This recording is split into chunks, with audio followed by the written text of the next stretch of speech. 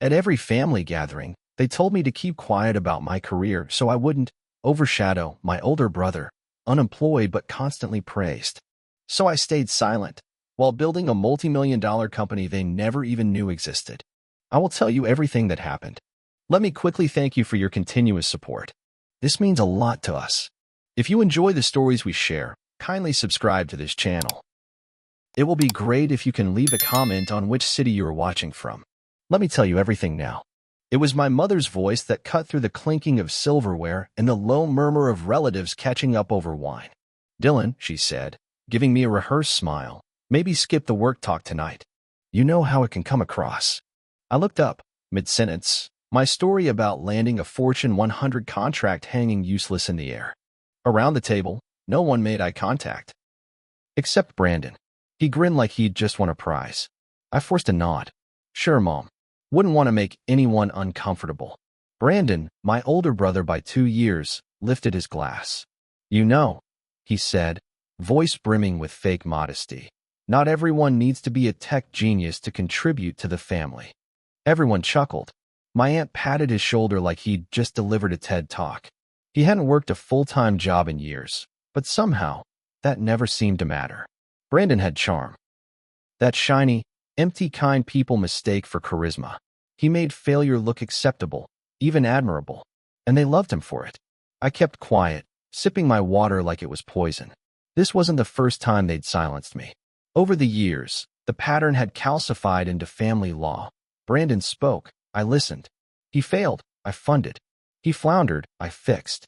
But heaven forbid I speak about the company I'd built from scratch, the one that had just expanded to 3 countries. No, that was bragging. That was rubbing it in. Somehow, my success was threatening, but his stagnancy was endearing. After dinner, the cousins gathered near the fireplace, talking about school, jobs, TikTok. My mother cornered me near the hallway. "Dylan," she said softly, "it's not that we're not proud of you. It's just, Brandon's still finding his path. Let him shine for once." I bit my tongue so hard it hurt. Let him shine? The man hadn't applied to a job in months, hadn't paid rent in years. His path was paved by my direct deposits. But I smiled robotic. Of course, I understand. Later that evening, Brandon brought out his guitar, the same 3 chords he'd played since high school. The room cheered like he was Springsteen. Dad beamed, snapping a blurry photo. "That's talent right there," he said. I stood at the back of the room, my hands in my pockets, the pit in my stomach growing heavier by the second. They didn't see me. Not really. Not the hours. Not the pressure. Not the way I carried their emergencies like a second job.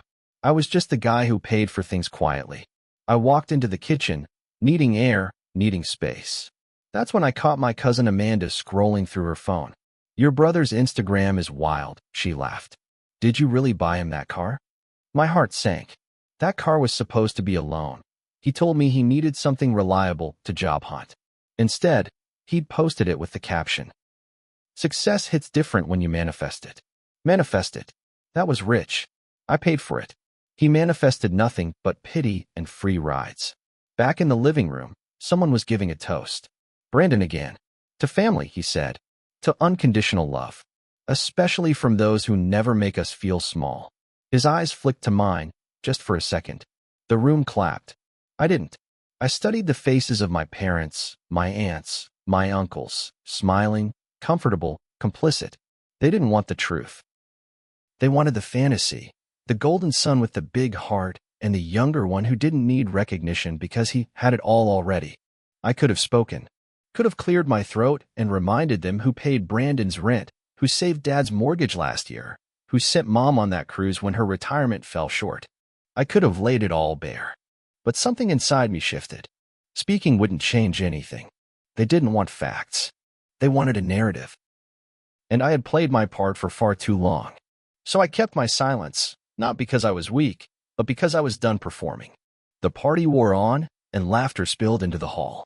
I slipped on my coat quietly, unnoticed, and stepped outside into the cold New York night. The city lights pulsed in the distance, indifferent and electric. I stood on the curb, watching the snow fall in soft, slow patterns. My hands were clenched in my pockets, but not from the cold. From the heat rising inside me. The kind that doesn't burn fast, but smolders, measured and quiet. A different kind of fire. One I wouldn't put out. They told me to be humble. I listened.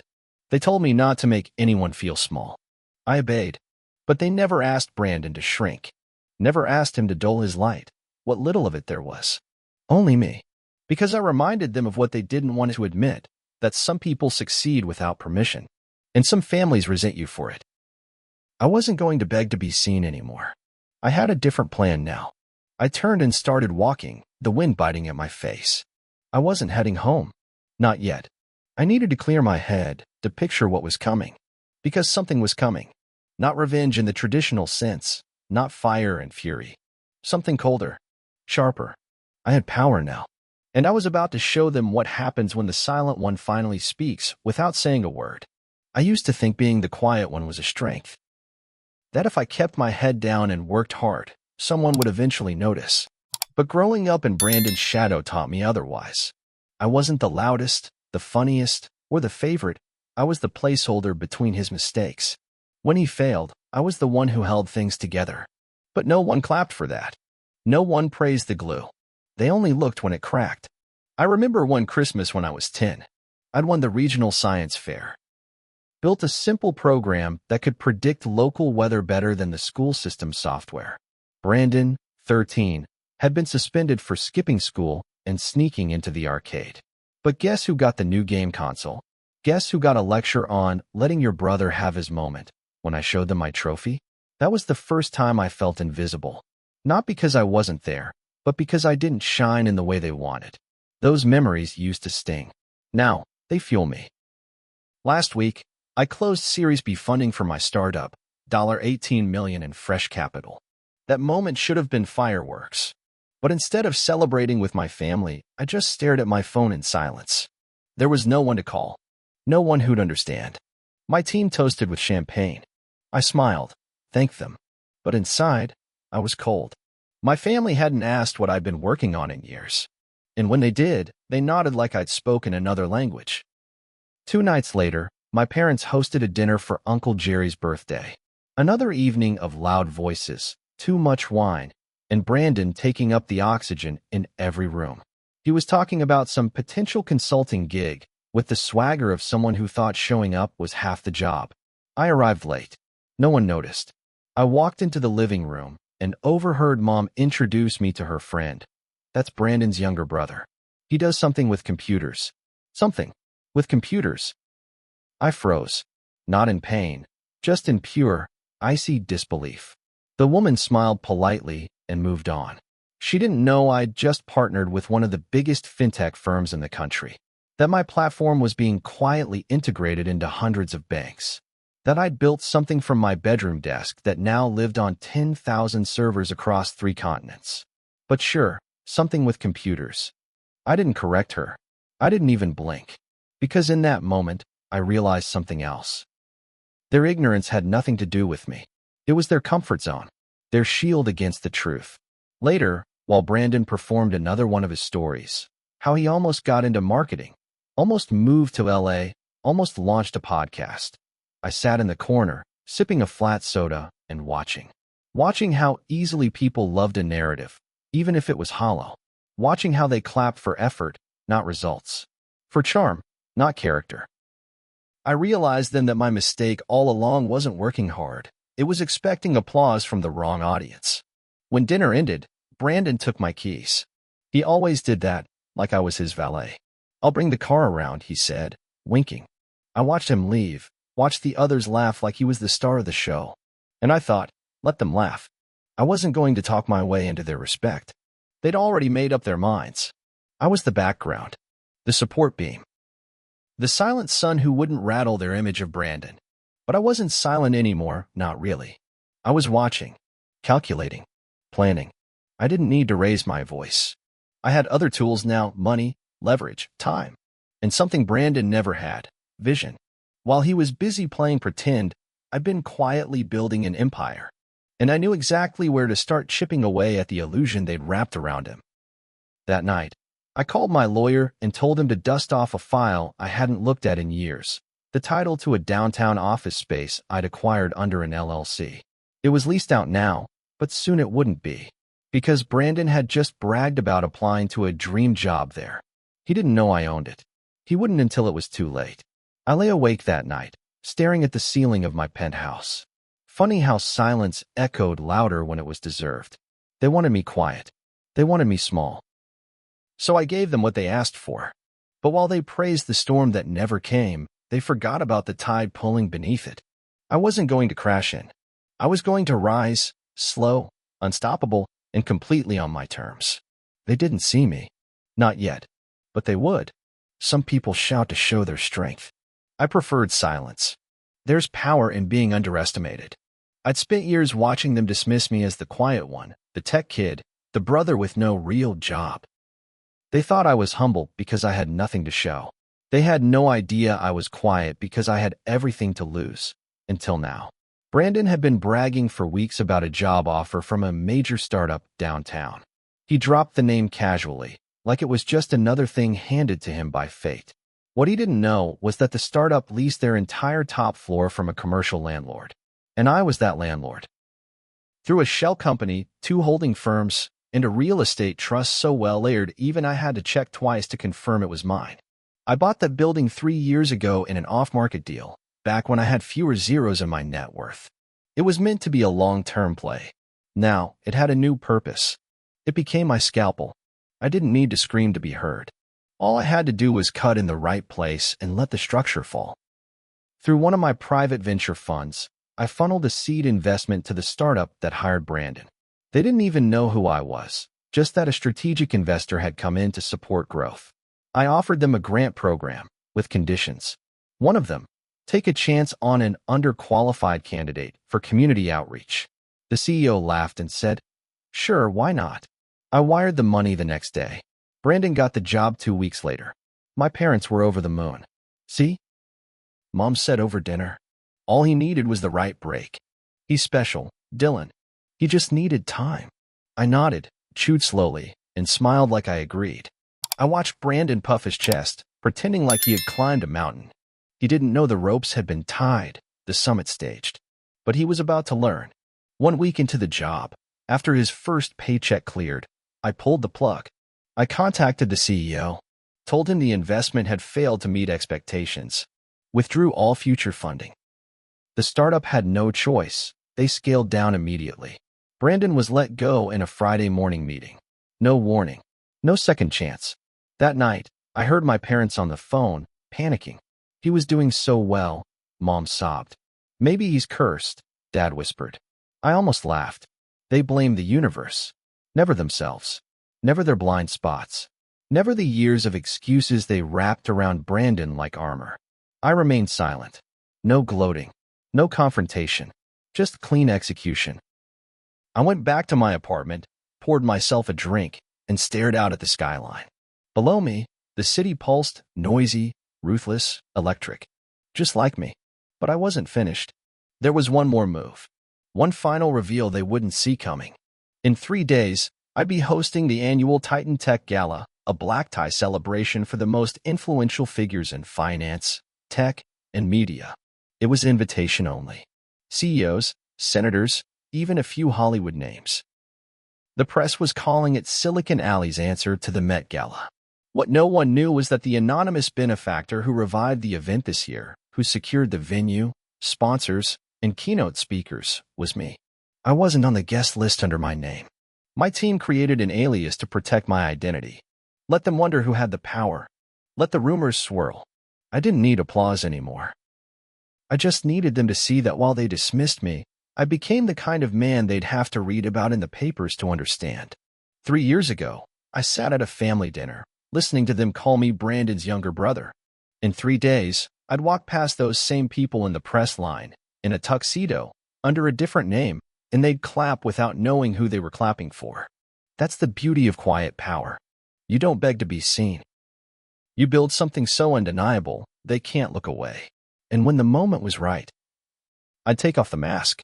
I watched from the wings, hidden behind the velvet curtain, as chandeliers cast golden light across the grand ballroom. Titans of industry clinked glasses with celebrities, journalists hovered near the stage, and the smell of ambition, perfume, scotch, and confidence hung thick in the air. This was my world now. Not the dinner tables where I was hushed, not the family events where I played second fiddle to a broken violin. Tonight, I wasn't anyone's little brother. I was the architect of the storm. My assistant handed me a mic. "You're on in 5. I nodded, heart steady, breath even. I'd waited years for this. This precise moment where silence finally spoke louder than every shout they ever dismissed me with. Somewhere in the crowd, my parents took their seats. I spotted them as I peeked through the curtain, Mom in her borrowed gown, Dad adjusting his cufflinks nervously. Brandon slouched beside them, scanning the room like he belonged here. He didn't. Not in this world. Not tonight. I'd invited them under a pseudonym, Titan Tech Honors Emerging Visionaries. I knew curiosity would bring them in. The program teased a mystery keynote from an industry disruptor. They had no idea who that was. I could almost taste the irony. They'd come expecting another opportunity to talk about Brandon's potential. They were about to meet the son they never saw. The host took the stage. "Ladies and gentlemen, please welcome our keynote speaker, the founder of Atombound, the man reshaping the future of secure digital finance, Dylan Pierce." Spotlight swept the room. Heads turned. Applause began, polite at first, then thunderous as the crowd recognized the name. I stepped out, slow and deliberate, tux crisp, expression calm. And when I walked to center stage, my eyes locked with my mother's. Her hands froze mid-clap. I let the silence linger. Let them feel it. That pause between realization and reckoning. "Good evening," I began. "Thank you all for being here. Tonight isn't just about innovation, it's about invisibility. About what it costs to grow in the shadow of louder voices." I saw Brandon stiffen. His jaw clenched. Mom blinked too quickly. Dad looked away. I grew up being told to stay humble. To not talk too much about my work, to let others shine. I was the quiet one. The background. I built code while my brother built stories. They clapped for his dreams, even when they never came true. Mine? They were just computer stuff. The crowd stilled, fully locked in. But here's the thing about quiet people. We're always listening. Always building. And sometimes, we build empires. A standing ovation erupted, led by executives who'd seen my company's rise. Cameras flashed. I raised a hand slightly, letting the moment simmer. Brandon stood suddenly, knocking over his chair.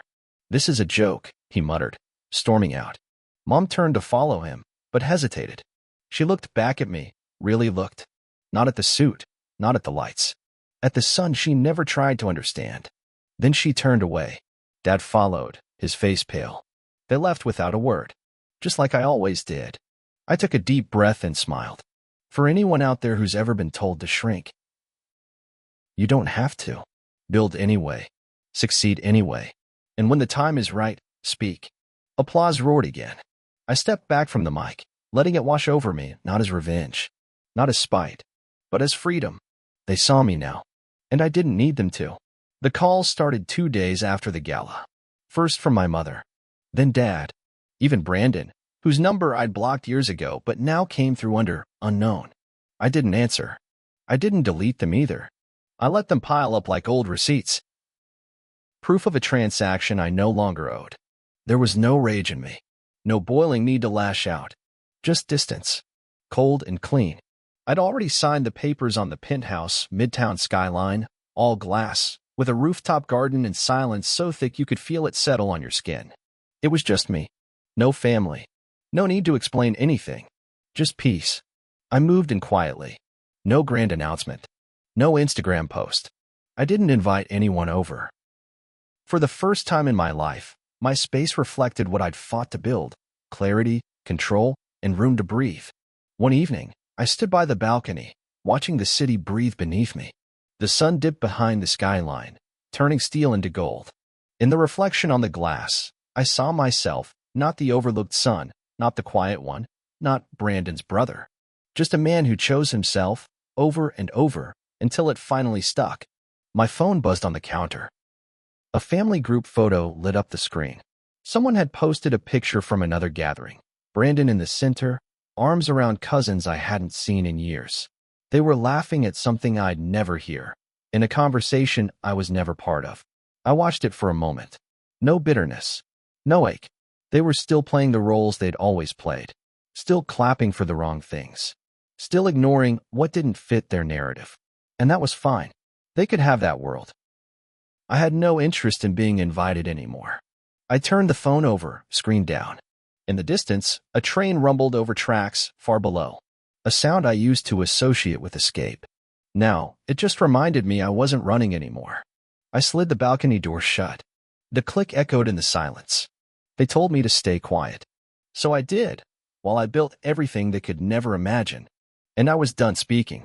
If you connected with this story and want more like it, about betrayal, quiet revenge, and the kind of healing that doesn't look like victory, subscribe to the channel. I share stories that cut deep and stay with you. See you soon in the next story.